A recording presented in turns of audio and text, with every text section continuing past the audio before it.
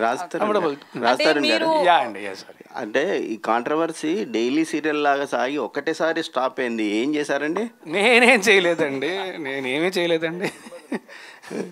నేను నా పని నేను చేసుకుంటున్నాను. ఓకే. డైరెక్టర్ గారు, ఇప్పుడు శారీ డ్రేపింగ్ అనేది చాలా కొత్త పాయింట్, అంటే ఎవరు టచ్ అండ్ పాయింట్. సో ఇట్లాంటిది ఒక పాయింట్ తీసుకొని సినిమా చేస్తామనేది కూడా ఒక గమ్మత్ అనే విషయం కనిపిస్తుంది. సో ఆ పాయింట్కి ఇన్స్పిరేషన్ ఏదైనా ఉందా, లేదంటే character sir, character is inspiration. అంటే ఆ క్యారెక్టరైజేషన్ వరకు అతనికి ఏ ప్రొఫెషన్ అయితే యాప్ట్ అవుతుంది. లైక్ తన చుట్టూ అమ్మాయిలు ఉండాలి, కానీ తన అమ్మాయిలతో అంత అంటే ఏమంటారు రెగ్యులర్ మూమెంట్స్, ఈ ఫ్లటింగ్ మూమెంట్స్ అన్నీ చేయకూడదు. సో ఏ ప్రొఫెషన్స్ ఉంటాయి మనకి చుట్టూ అమ్మాయిలు ఉన్న ప్రొఫెషన్, లేడీస్ టైలర్స్ కానీ, లేకపోతే టాటూ ఆర్టిస్ట్ కానీ.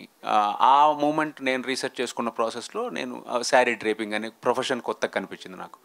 సో క్యారెక్టర్ వైజ్ నుంచి వచ్చిన ప్రొఫెషన్ సార్ అది. అంటే రాజ్ తరుణ్నే ఎందుకు ఆలోచించారు ఈ క్యారెక్టర్కి, ఇంకెవరికైనా చెప్పారా? ఎవరికి చెప్పలేదు sir, first and last choice. అంటే రాజ్ తరుణ్నే ఎందుకు చూస్ చేసుకున్నారు? భలే ఉంటాడు కదా సార్.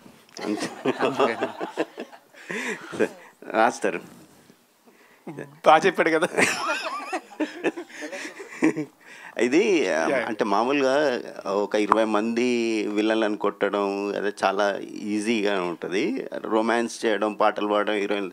సో ఒక 0.5 క్యారెక్టర్ బిహేవియర్ ఉన్న క్యారెక్టర్ని చేయడానికి ముందు ఏదన్నా వేరే యాక్టర్ల రెఫరెన్స్ ఏమన్నా తీసుకున్నారా?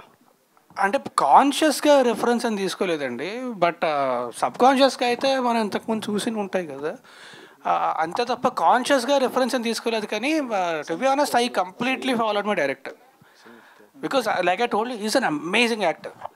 సో ఆయన ప్రతి ఎక్స్ప్రెషన్ కూడా పెట్టి చూపించగలడు. ఆయన చేసిన దాంట్లో 50% చేసిన సరిపోద్ది.